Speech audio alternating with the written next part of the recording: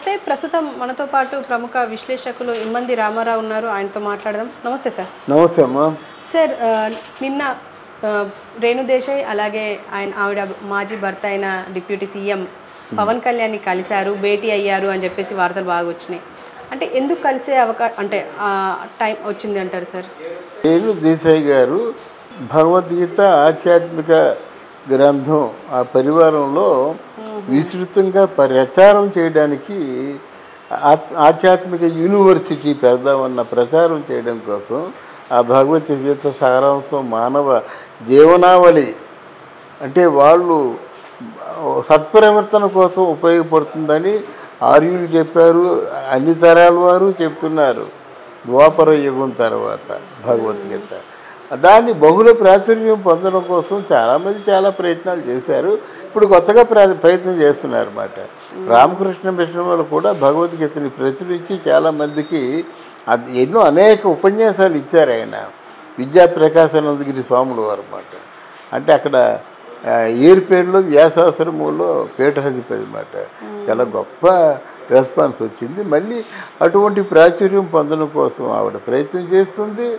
ఇక్కడికి వచ్చి దేవాదాయ శాఖ మంత్రి అయినటువంటి కొండా సురేఖ్ గారిని కలిసింది. అంటే సంబంధిత శాఖ మంత్రి కదా. ఆ దేవాదాయ శాఖ మంత్రి కొండా సురేఖ్ కూడా అఖండమైన స్వాగతం పెట్టించి ఆవిడ తాలూకు మాటలు విని ఆవిడ వాగ్దానం చేసి ఇంట్లో భోజనం చేసి పట్టుచీర పట్టు వస్త్రాలు సమర్పించి ఆడపిల్లకి ఇచ్చినట్టు గాజులు పసుపు కుంకాలు ఇచ్చి సాగనంపింది అన్నమాట. అది చూడగానే మనలాంటి వాళ్ళకి చాలా ఆనందం కలుగుతుంది. ఒక మంచి కార్యక్రమం మంచి తలంపుతో వచ్చే వాళ్ళకి ఆ సంకల్పం సిద్ధించమని చెప్పాలి, వారికి చేతైనంత వరకు చేయందించారు చేదోడు వాదుడుగా. అది చేసింది. అది ఇక్కడ ఏంటంటే ఆనం రామనారాయణ గారికి అంటే రేణు దేశాయ్ కలవడంలో ఆంతర్యం చెప్తున్నాను. ఎందుకు కలవాలంటే కేవలం పవన్ కళ్యాణ్ చూడడానికి కలవడానికి అయితే మాత్రం ఆవిడ రావాల్సిన అవసరం లేదు. ఎప్పుడో చూడాలనుకుంటే పిల్లల తాలూకు ప్రోగ్రెస్ చూడాలంటే ఈయనే వెళ్ళిపోతాడు. ఆ విషయం బట్ల బయలైంది మాట. ఆవిడే చెప్పింది, నాకు భర్తగా కాదు, నాకు మంచి స్నేహితుడిగా ఉంటాను, who are you to ask అని అంటుందన్నమాట. మీరెవరు నన్ను ప్రశ్నించడమే కానీ అంత గుండె ధైర్యం ఉన్న వ్యక్తి చదువుకుంది కదా బాగా. ఆవిడ ఇప్పుడు ఆంధ్ర వస్తుంది. వచ్చి ఆనం రామనారాయణ ఇక్కడ దేవాదాయ శాఖ మంత్రి అన్నమాట. ఆనం రామనారాయణ దగ్గర తన తాలూకు ప్రపోజల్ని పెట్టి ఆంధ్రదేశంలో భగవద్గీత భక్తులు చాలామంది ఉన్నారు. అలాగే పిఠాపురంలో ఎమ్మెల్యేగా గెలుపొంది ఉప ముఖ్యమంత్రిగా 6 శాఖలు నిర్వహిస్తున్న పవన్ కళ్యాణ్ గారు ఉన్నారు. ఆయన తాలూకు తీరని కోరిక ఏమిటంటే పిఠాపురాన్ని ఒక ఆధ్యాత్మిక యూనివర్సిటీగా మారుస్తానని ఒక వాగ్దానం చేశాడు. ఈ నేపథ్యంలో వెళ్తుందన్నమాట. మరి పిఠాపురంలో ఆధ్యాత్మిక యూనివర్సిటీగా మారుస్తారన్నారు కదా. ఈ భగవద్గీత గ్రంథం ప్రాచుర్యం కోసం మీరేమైనా సహకరిస్తారా వీళ్ళు అడుగుతుంది. ఒక ఉప ముఖ్యమంత్రిగా వాగ్దానం చేసినటువంటి నాయకుడిగా మీరు ఈ వాగ్దానం చేశారు. ఇప్పుడు దాని పెద్ద బడ్జెట్తో కూడా పని లేదు. ఒక యూనివర్సిటీ ఏముంది, ఒక 10 ఎకరాల స్థలం తీసుకున్నట్టు యూనివర్సిటీ అయిపోతుంది. కావాల్సినంత స్థలం ఉంది పిఠాపురంలో. అలాగే భగవద్గీత ప్రచారం కానీ ఈ టెంపుల్స్ అభివృద్ధి కానీ టెంపుల్స్లో చాలామంది మెడిటేషన్ చేసుకోవడానికి ఏమో మండపాలు కానీ ఇట్లాంటి కొత్త విధానాలతో అక్కడ ఆధ్యాత్మిక యూనివర్సిటీగా చేద్దామన్న తలంపు పవన్ కళ్యాణ్ గారికి ఉంది.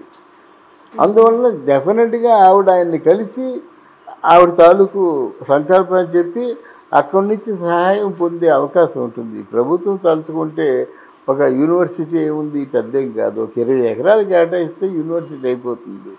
ఆ పని అందరూ చేయవలసిన అవసరం లేదు.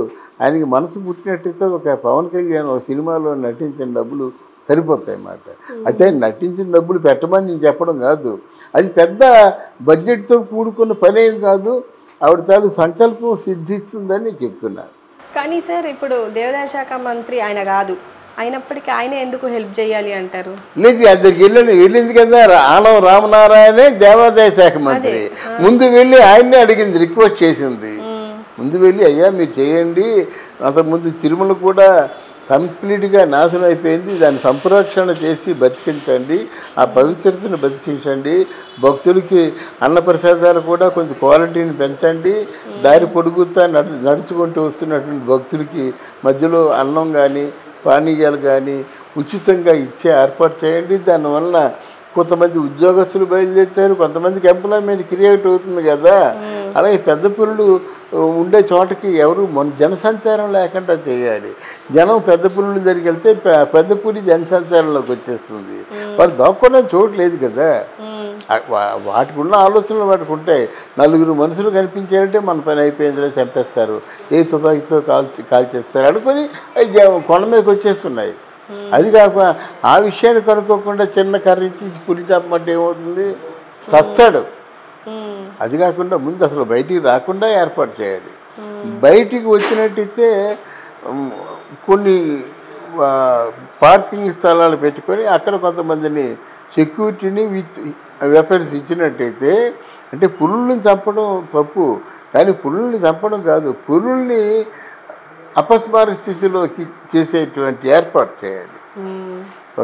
ఒకసారి బుల్లెట్ దిగిందంటే అది మొత్తలో పడిపోవాలి. ఎవరో ఈడ్చి మళ్ళీ వాటి క్యాంపస్లో పడేస్తారు అన్నమాట. ఒక అరగంట సేపు మొత్తలో ఉంటుంది కదా, అరగంట సేపు మనం ఏం చేసినా పర్వాలేదు. దాన్ని సక్రమంగా ఉపయోగించుకోవాలి. ఇక్కడ ఏం చేస్తారు అంటే ఈ మనుషులు పులి అపస్మార స్థితిలో ఉంటే ఆ గోలు తీసుకుంటారు, పులిగోరు చేయించాలని. అలా కొంతమంది ఇలా రకరకాల ఎక్కడా స్వార్థమే. ఇలా కాకుండా దాన్ని మళ్ళంటి ప్రాణమే కనుక దాన్ని మళ్ళీ అడవిలోకి పంపించేంత వరకు మొత్తగా ఉండేటువంటి వెపన్స్ యూజ్ చేయాలని నా కోరిక. అంటే ఇప్పుడు రేణుదేశాయి ఉద్దేశానికి పవన్ కళ్యాణ్ హెల్ప్ చేస్తారు అంటారా? రేణుదేశాయికి పవన్ కళ్యాణ్ తప్పకుండా, రేణుదేశాయి ముఖం చూసి కాదు, ఆ పరిస్థితి సీరియస్నెస్ అది చూసి అన్నాడు. పైగా రేణుదేశాయి కంటే ముందు ఆయనే అన్నాడు. ఆయన నోటంటే ఆ మాట వచ్చింది కదా, ఇక్కడ ఆధ్యాత్మిక యూనివర్సిటీ చేయాలి, దేవాలయాలన్నీ కూడా మళ్ళీ పునర్వైభవం వచ్చేలా చూసుకోవాలని ఆయనే చెప్పాడు. ఆ దిశగానే వచ్చింది. నువ్వు ఒక బాట వేద్దాం అనుకుంటే నేను 4 పడుగులు మట్టి తగ్గి బయటకు వేస్తానంటే ఎవడానికి సాయం చేయమంటాడు. యాక్చువల్గా రేణుదేశాయి గవర్నమెంట్కి సాయం చేసినట్టు, గవర్నమెంట్ రేణుదేశాయి సాయం చేయడం కాదు. అన్ని గుళ్ళన్నీ పూర్తి కూలిపోయి, రాముడు నడువిరిపోయి, సీతమ్మ మొహం తెగిపోయి ఇలా ఉన్నట్టయితే అది రాజ్యమా లేకపోతే రావణ కాష్టం అమ్మ? అక్కడ రామతీర్థంలో కొండ మీద ఉన్న సీతమ్మ చాలా ముక్కలు అయిపోయింది. హనుమంతుడు కాళ్ళు చేయ విరిగిపోయి అంటే దరిద్రులు కొంతమంది కాళ్ళు విరిగిపోతే ఇంకొక బొమ్మ చేయిస్తాం, చెయ్యి విరిగిపోతే ఇంకొక బొమ్మ చేయిస్తాం, అంతేగాని సెంటిమెంట్ని మనసులో పెట్టుకోవటం లేదు. ఒక్కొక్క ఆలయంలో 100 సంవత్సరాలు 1400 సంవత్సరాలుగా ఉందమ్మా శ్రీకూర్మంలో తాబేలు. మరి మనం రక్షించుకోబట్టే కదా. అలాగే సూర్యనారాయణ స్వామి ఆలయం, దానికి అన్ని స్లాబులు ఉంటాయి. మరి ఆ సూర్యుడి పాదాలు ఎక్కడి నుంచి వచ్చి ఆ స్వామిని తాగుతాయో తెలియదు. అది కష్టం కదా. అలాగే శ్రీశైలంలో అన్నీ పెద్ద స్లాబులు రాయితో ఉన్నది. చంద్రుడు కనిపిస్తాడు బావిలో.